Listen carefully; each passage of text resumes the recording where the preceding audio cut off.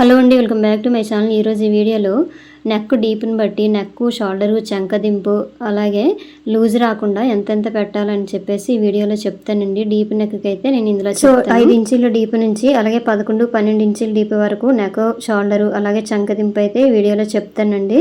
అంటే నెక్ని బట్టి షోల్డర్ కూడా పెట్టేసుకోవాలి, లేదంటే భుజాలు అనేవి జారిపోతాయి. ఇప్పుడు మెజర్మెంట్ ప్రకారం అయితే నేను చెప్తాను. ఫుల్గా అయితే వీడియో చూడండి ఫ్రెండ్స్. వీడియో నచ్చితే లైక్ చేయండి, షేర్ చేయండి, సబ్స్క్రైబ్ చేయండి. చూస్తున్నారు కానీ లైక్ చేయడం లేదు, ప్లీజ్ లైక్ చేయండి. సో ఇప్పుడైతే వీడియోలోకి వెళ్ళిపోదాం రండి. సో ఇప్పుడైతే ఇదిగోండి, ఫస్ట్ అయితే బ్లౌజ్ అనేది బ్యాక్ పార్ట్ మీకు అయితే చూపిస్తానండి. ఇలా ఫోల్డింగ్ అనేది చేసేసుకోవాలి కదా. కిందనైతే హెచ్చు తగ్గులు లేకుండా ఒక లైన్ అనేది ముందు గీసేసుకోండి. తర్వాత వచ్చేసి ఒక 1/2 ఇంచ్ వరకు ఖర్చు అనేది గీసేసుకోండి. ఈ లైన్ అనేది కట్ చేసేయాలి. ఆ తర్వాత ఇగోండి, ఇప్పుడు ఒక 1/2 ఇంచ్ వరకు మార్కింగ్ అనేది చేసేసాం కదా. ఇప్పుడు బ్లౌజ్ పొడుగు తీసేసుకోండి. బ్లౌజ్ తీసేసుకొని వెనక వైపు బ్యాక్ పొడుగు ఎంత ఉందో చూసుకోండి. ఇలా హుక్స్ అనేవి పెట్టేసుకోండి. బ్యాక్ సైడ్ అనమాట, బ్యాక్ తిప్పేసి ఇలా షోల్డర్ దగ్గర నుంచి ఫస్ట్ డాట్ ఉంది కదా, బ్యాక్ డాటు అంతవరకు ఇలా పట్టేసుకోండి. నీట్గా ఇలా పట్టేసుకొని ఎంత ఉందో చెక్ చేసుకోండి. ఇలా మార్కింగ్ అనేది చేసేసుకున్నాక ఒకసారి మెజర్మెంట్తో కోల్చేసుకోండి. నాకైతే 15 ఇంచెస్ వచ్చిందండి. అయితే ఖర్చు కూడా పెట్టేసుకోవాలి. ఇందులోనే ఖర్చు కూడా పైకైతే మార్కింగ్ అనేది చేస్తాను. అదేవిధంగా ఈ చివర కూడా మార్కింగ్ అనేది చేసేయండి. నేను ఇప్పుడు వీడియోలో చెప్తున్నాను కదా, భుజాలు జారకుండా అయితే ఈ మెజర్మెంట్ ప్రకారం మనము బ్లౌజ్ అనేది కట్ చేసుకున్నాం అనుకోండి, చాలా నీట్గా వస్తుంది. ఎక్కడ ఒగ్గుల్లాగా రాదు. అలాగే హ్యాండ్ దగ్గర కూడా లూజ్ రాదండి, అంటే చంక దగ్గర ఫ్రంట్ వైపు రాదు, అలాగే బ్యాక్ సైడ్ కూడా రాదు. అయితే ఇప్పుడు ఫస్ట్ అయితే బ్లౌజ్ తీసేసుకొని నడుము చూసుకోండి. ఈ బ్లౌజ్ నడుము వచ్చేసి నాకు మొత్తం మీద ఎంత వచ్చిందంటే 30 ఇంచెస్ అయితే వచ్చిందండి. 30 అంటే 30/4 కదా, అంటే ఒకవైపు 7.5 ఇంచుకి అయితే మార్కింగ్ అనేది చేసుకోండి. ఇవ్వండి, అయితే ఇలా 7.5 మార్కింగ్ చేసుకొని 1 ఇంచ్ డాట్స్కి అనమాట. తర్వాత 2 ఇంచెస్ లేదంటే 1.5 ఇంచ్ వరకు ఖర్చు అనేది ఇలా పెట్టేసుకోవాలి. సో కిందనైతే అయిపోయింది కదా నడుము అనేది. ఇప్పుడు చెస్ట్ మార్కింగ్ చూపిస్తున్నాను చూడండి. ఇగోండి, నెక్ కింద నుంచి కొలుచుకోండి. ఫస్ట్ మార్కింగ్ ఉంది కదండి, అంటే సైడ్ కుట్లు వేస్తాం కదా, ఫస్ట్ కుట్టు నుండి ఈ చివరి కుట్టు వరకు చూసుకోండి. నాకైతే ఒక సైడ్ 16 ఇంచులు వచ్చింది. అదే రెండు సైడ్లు అయితే 32 ఇంచులు అనమాట. 32/4 అంటే ఒకవైపు 8 ఇంచులకి ఇలా మార్కింగ్ అనేది చేసేసుకోవాలి. ఇదిగోండి, ఇప్పుడు బ్లౌజ్ చూపిస్తున్నాను కదండి. ఈ బ్లౌజ్ మెజర్మెంట్ ప్రకారమే నేను 5 ఇంచులు వస్తే ఎంత పెట్టుకోవాలి నెక్ డీప్ అనేది, అలాగే డీప్ నెక్ వరకు ఎంత పెట్టాలనేది అయితే ఈ వీడియోలో చెప్తానండి. ఇప్పుడు 5 ఇంచులు ఉందనుకోండి డీప్, బ్లౌజ్ డీప్ బ్యాక్ వచ్చేసి 5 ఇంచులు ఉందనుకోండి, 2.5 ఇంచులు అయితే ఖచ్చితంగా పెట్టాలండి. నెక్ షోల్డర్ కలిపి అయితే 6.5 ఇంచులు ఖచ్చితంగా ఉండాలండి. అందులో 2.5 ఇంచు నెక్ పెట్టేసి మిగతాది షోల్డర్ కింద ఉంచేయడమే. ఇగోండి, ఇలాగనమాట 6.5 నుంచి స్టార్ట్ చేయండి. ఇక్కడట 5 ఇంచులకి అయితే మార్కింగ్ చేస్తున్నాను చూడండి. నేనైతే ఇప్పుడు చూపిస్తున్నాను కదా, ఈ బ్లౌజ్ ప్రకారమే 5 ఇంచుల నుంచి అలాగే 11 ఇంచుల డీప్ నెక్ వరకు కూడా ఇందులోనే మార్కింగ్ చేస్తానండి. వీడియో అయితే చివరి వరకు చూడండి ఫ్రెండ్స్. వీడియో నచ్చితే లైక్ చేయండి. ఇంకా ఏవైనా వీడియోలు చేయాలంటే కామెంట్ చేయండి. సో ఇప్పుడు వచ్చేసి ఇవ్వండి, ఈ డబ్బా షేప్లో గీసేసుకొని ఇందులోనే రౌండ్ అనేది ఇచ్చేసుకోవాలి. ఈ చంకదింపు వచ్చేసి ఖర్చు వదిలేసి అయితే 6 ఇంచులకు ఫస్ట్ అయితే మార్కింగ్ చేస్తున్నానండి. ఫస్ట్ అయితే 6 ఇంచులకు మార్కింగ్ చేశాను కదా, ఇవ్వండి ఇలాగా మార్కింగ్ చేసి ఇలా లైన్ గీసేసుకోండి. ఈ కార్నర్లో వచ్చేసి ఇది రౌండ్గా గీసేసుకోండి ముందు ఈ నెక్ అనేది. ఇవ్వండి, ఇలాగా నెక్ అనేది రౌండ్ గీసేస్తాం కదా. ఇప్పుడు అయిపోయింది కదండి. ఇప్పుడు ఈ చంక దగ్గర కార్నర్లోన, సో ఈ కార్నర్లోన 1.5కి కొంచెం తక్కువ అయితే మార్కింగ్ ఇస్తున్నానండి. 1.5కి కొంచెం ఎక్కువ మార్కింగ్ ఇచ్చేసి ఈ కర్వ్ స్కేల్ తోటి ఇలాగ కర్వ్ అనేది తీసేసుకోండి. ఇలాగా తీసేసుకున్నాక ఇప్పుడు హ్యాండ్ లూజ్ ఎంత ఉందో ఒకసారి చెక్ చేసుకోవాలి. అదే arm loose, hand arm loose వచ్చేసి నాకు 7 ఇంచీలు రావాలండి. 7 ఇంచీలు అయితే వచ్చేసింది, ఎందుకంటే ఇవ్వండి 7 ఇంచీలు వచ్చేసింది.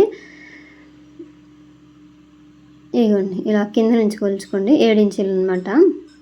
ఇలాగా సో అయిపోయిందండి. అంటే నెక్ డీప్ 5 ఇంచులు పెట్టేసినప్పుడు ఖర్చు వదిలేసి చంక దింపు వచ్చేసి 6 ఇంచులు అయితే ఖచ్చితంగా ఉండాలండి.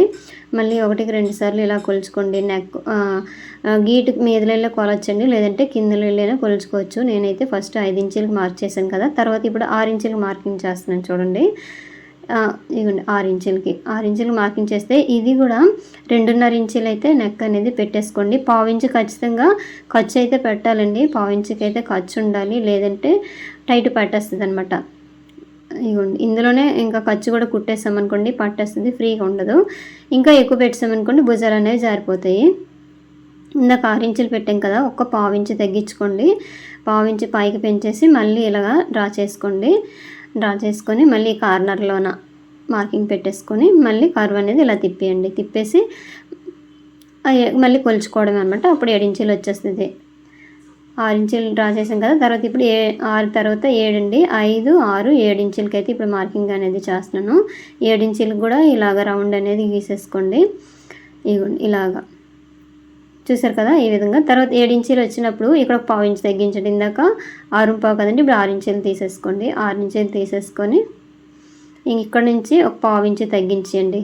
ఇందాక 6 పెట్టాను కదా, పావు తగ్గించాను కదా, మళ్ళీ ఇప్పుడు పావు తగ్గించేసి పైకి ఇట్లా మార్క్ చేసుకొని మళ్ళీ కర్వ్ తీసేసుకొని మళ్ళీ కరెక్ట్ సెట్ అయిందా లేదని ఒకసారి చెక్ చేసుకోండి.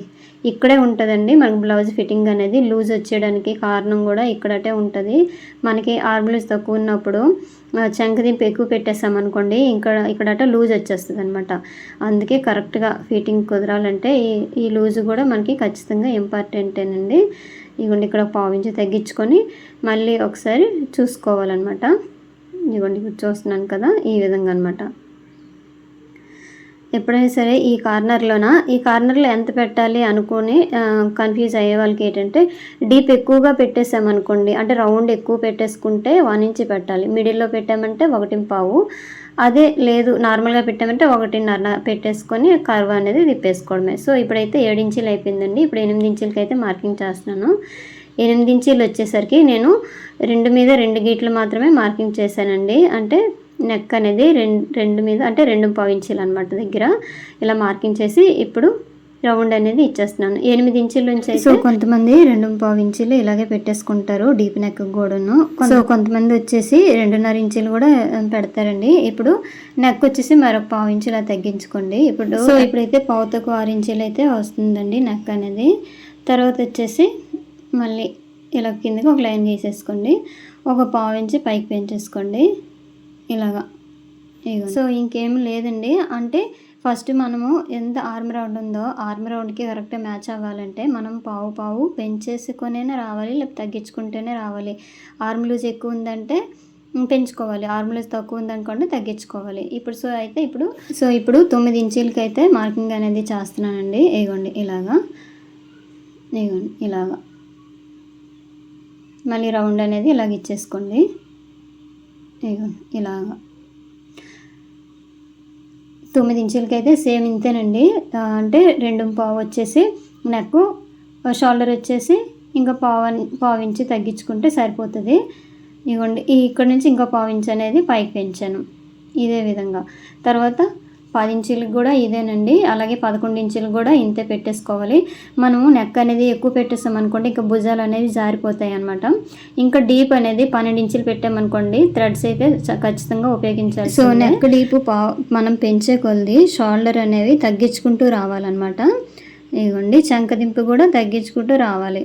ఫైనల్గా 5 ఇంచులు అయితే ఖచ్చితంగా వస్తుందండి. ఎందుకంటే వాళ్ళకి 5 ఇంచులు చంకదింపు వచ్చింది అనుకోండి, ఎంతంటే 10 ఇంచులు నెక్ డీపు, అలాగే 11 ఇంచులు ఉన్న వాళ్ళకి 5.5, ఇలాగ 5.5, 5 ఇంచులే ఫైనల్ అండి. ఇంకా అంతకంటే అయితే మరి 4 ఇంచుల వరకు అట్లా అయితే వెళ్ళదు అసలు.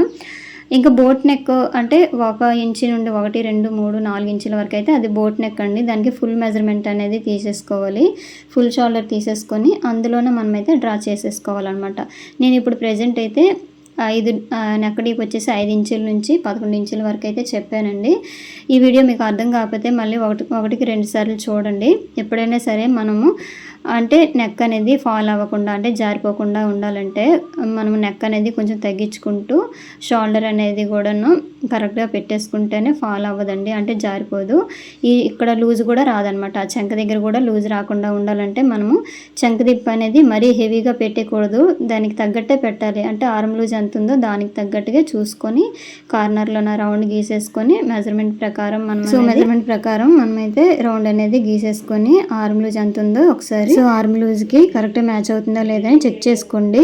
ఎప్పుడైనా సరే చెస్ట్ లూజ్ అనేది ఆర్మ్ లూజ్కి ఖచ్చితంగా మ్యాచ్ అయితేనే మనకి లూజ్ అనేది రాకుండా ఉంటుంది. సో ఇప్పుడైతే నెక్ అనేది డీప్ 10-11 వచ్చింది అనుకోండి, నెక్ షోల్డర్ కలిపి 5-5.5 ఇంచీలే ఖచ్చితంగా ఉండాలండి. అంతకంటే ఎక్కువ ఉంటే ఇంకా భుజాలు అనేవి జారిపోతాయి. ఈ చంకదింపు కూడా 5 ఇంచీలు ఉంటుంది. ఫైనల్గా 5.5 వస్తుందండి. 10 అలాగే 11 వచ్చే వాళ్ళకి. అది కూడా ఆర్మ్ లూజ్ 7 అయితే మాత్రమే. అదే ఎక్కువ అయింది అనుకోండి, దాన్ని బట్టి ఇంక చంకదింపు అనేది ఎక్కువ పెట్టేసుకోవాలి. సో నెక్ షోల్డర్ అయితే ఇంతే. అది కూడా చెస్ట్ లూజ్ కూడా ఇంత ఉంటే మాత్రమే. అది చెస్ట్ లూజ్ ఎక్కువ ఉండి నెక్ ఇది అలాగే బ్లౌజ్ అనేది పెద్దగా ఉన్న వాళ్ళకి మాత్రం అయితే ఇవన్నీ కొలతలు అనేవి మార్చుకోవాలండి. ఇది కొంచెము చెస్ట్ లూజ్ బట్టి అయితే నేనైతే మార్కింగ్ అనేది చూపించాను కదా, ఇదే మార్కింగ్ ప్రకారం మనం బ్లౌజ్ అనేది కట్ చేసుకుంటే ఎక్కడ లూజ్ రాకుండా అలాగే ముడతలు రాకుండా ఉంటుందండి. చూసారు కదా, ఫైనల్గా నేనైతే చెప్పాను అనుకుంటున్నాను ఫుల్గా. ఒకవేళ అర్థం కాకపోతే మళ్ళీ ఒకసారి కామెంట్ చేయండి, మళ్ళీ వీడియో చేసి పెడతాను క్లారిటీగా. ఇప్పుడైతే ఓన్లీ డీప్ నెక్ గురించే చెప్పానండి.